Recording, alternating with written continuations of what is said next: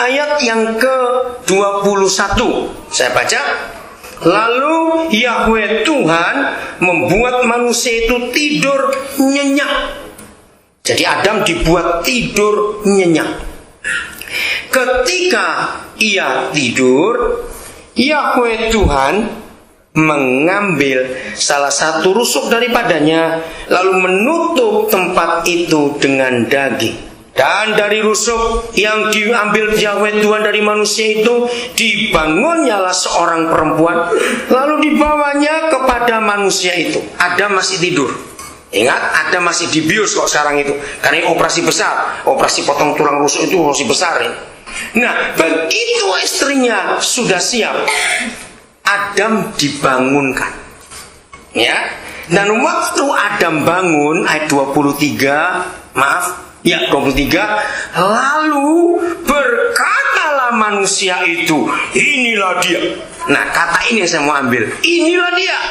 Jadi kata inilah dia itu menunjukkan Adam itu surprise. Bayangkan seumur-umur gak pernah lihat perempuan, hari itu mulai ada perempuan. Wah, luar biasa. Saudara, ternyata inilah firman satu-satunya ayat dalam Alkitab yang akan menjadi tolok ukur atau barometer pernikahan kita masih aman atau tidak. Ayat ini berlaku untuk yang sudah kawin di atas 3 tahun. Kenapa saya beri batas 3 tahun? Karena 3 tahun itu angka yang akan menjamin. Bahkan psikolog-psikolog pun meyakinkan kalau 3 tahun pertama aman, lanjutnya akan aman. Maka itu kalau saudara lihat gosipnya artis yang kawin cerai, ngeri sekali. Maka itu yang hobi nonton gosip bertobat. Apa mau belajar cerai di situ? Ngapain? Lihat pernikahan mereka 3 bulan, 6 bulan, setahun. Maka itu 3 tahun. Jadi suami-suami dengar.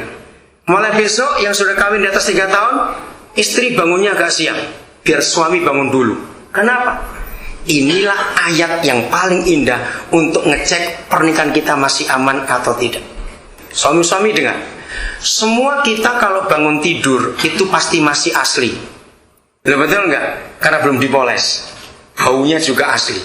Nah, ketika suami kita melek bangun duluan, terus kita lihat di samping kita istri masih tidur, jujur, surprise, inilah dia. Atau aduh gemuk sekali nih orang. Maaf, lo serius ini?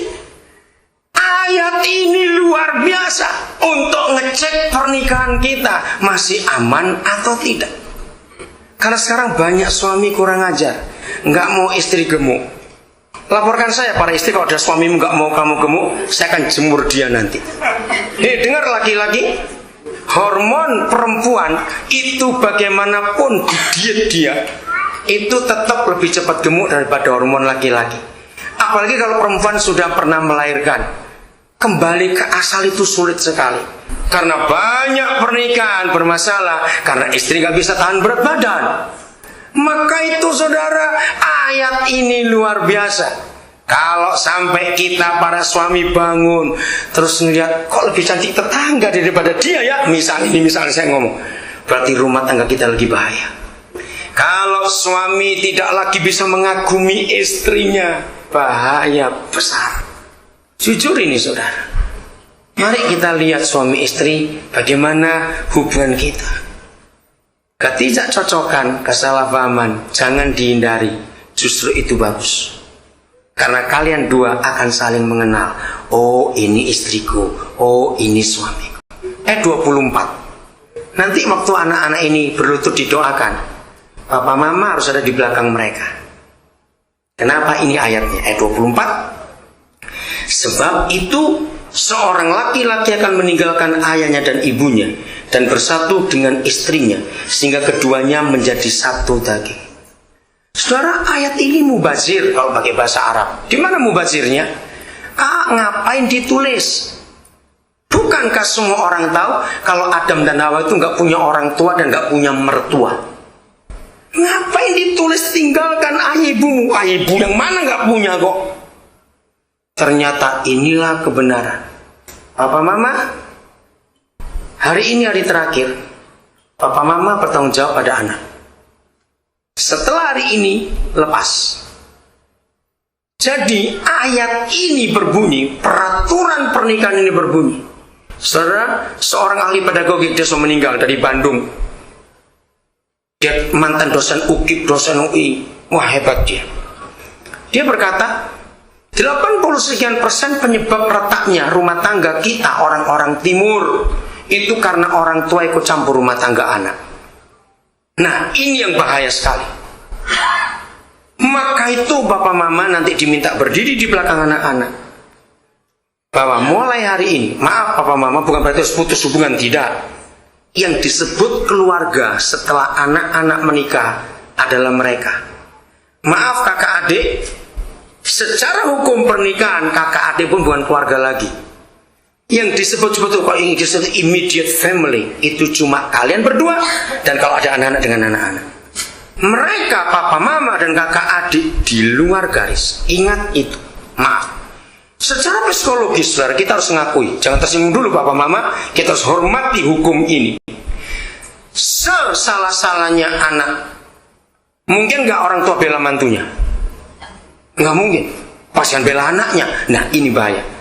Kalau terjadi apa-apa dalam rumah tangga kalian, tidak boleh beritahu mereka. Cari pembimbing rohani kalian. Kalau sampai parah misalnya, ingat yang sudah menikah, maka itu lagu pulang aja kepada orang tua, aku lagu goblok betul itu sudah. Nggak ada urusannya lagi sudah dengan orang tua. Kalau sudah menikah sudah bertanggung jawab sendiri. Apalagi kita dengan Tuhan, nanti Yesus akan bertanggung jawab atas kehidupan kita. Jadi papa mama nanti begitu. Ayat yang berikut, ayat 25, ini penting untuk suami istri. Mereka keduanya telanjang, manusia dan istrinya itu. Tetapi mereka tidak merasa malu. Ayat ini juga mubazir. Di mana mubazirnya? Siapa yang tidak tahu kalau Adam dan Hawa telanjang? Zaman itu belum ada pabrik tekstil. Tapi kenapa Papa berfirman, hai suami istri, kamu harus telanjang. Saudara, ternyata kata telanjang pada ayat ini sedikit pun tidak berurusan dengan seks. Tidak sama sekali.